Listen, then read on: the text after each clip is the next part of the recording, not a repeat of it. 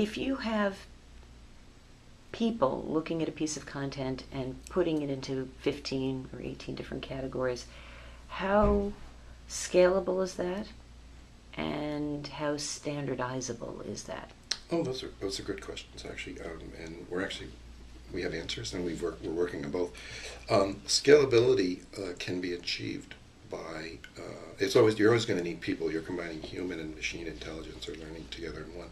But scalability can be enhanced by automating some of the branded content analysis, and we're working on that. There is logo recognition software. Some firms use that to capture the logo, especially as car speeds by in racing. You capture that logo that's there for a split second. There are ways to populate the audio signal so that the analysts wouldn't have to do that. So there's a way to speed it up, is what I'm saying. But it will require a core of analysts to do that. Netflix, as an example, in their quality rating thing, employs hundreds of raters that do that. The other side is in terms of consistency and reliability. Again, it's not common as common in marketing as other areas, engineering and industrial. But classification is actually not. There's very little room for subjectivity in classification because the levels are very well defined.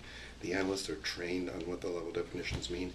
There are inter-rater reliability tests where you'd have one day where you say, okay, you three guys are going to do the same show independently, and you put them together, then there's reliability statistics you can measure that show how close they are. There are definitely places where the analyst can say, we need to discuss this, and you go back and talk with the client and rectify those things. But again, it's literally putting it in a classification box as opposed to saying, oh, I really like this or I don't like it. It's not.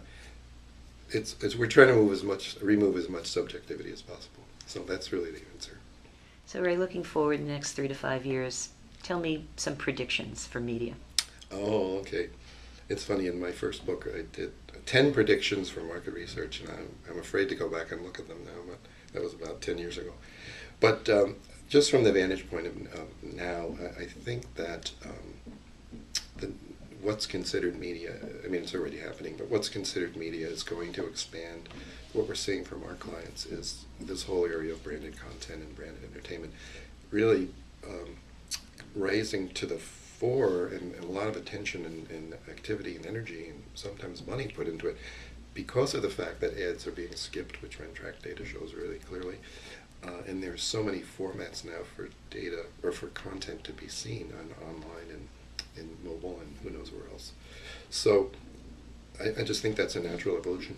Combined with that is what we talked about before, the cross-platform. How do you look at, it always mystifies me a little bit in terms of media thinking. I'm glad we have Bruce here because he's an expert on this, but looking for that unduplicated reach. In a sense, the fact that we have all these platforms, it might be a good thing that there's duplication in terms of how these things work together, how they interact. So maybe a millennial, I know my daughter is 24, she doesn't have a television, she watches TV on her laptop. How do all these things work together? Mobile, internet, and regular TV that we grew up with. That's the second one, and so there'll just be more of that and more, obviously, approaches and sophistication and hopefully solutions for everybody. And then third, I think, again, this is a little bit of a bias. I didn't mention this at the outset, but I'm a guest lecturer at the University of Missouri's School of Journalism, and I work with the Prime Lab, and that's their biometric research lab. It's funded by the NIH, mostly to do cigarette ad testing studies. But I've been privileged to go out there and work on some of the biometric stuff they're doing and maintaining that liaison. So I'm trying to filter that into this whole thing. I think we saw at the ARF last conference that Interscope won Best Paper Award, and there was a whole, if I'm not mistaken, I didn't see it actually on stage, but I understand the ARF more or less said, neuroscience has arrived kind of thing. And I think we're just going to see more of that. And it's not going to displace things. There's still going to be good rate copy testing and these sorts of things. It's going to enhance, add to, enrich. All these things are going to happen. So those are the three pretty modest predictions, I guess.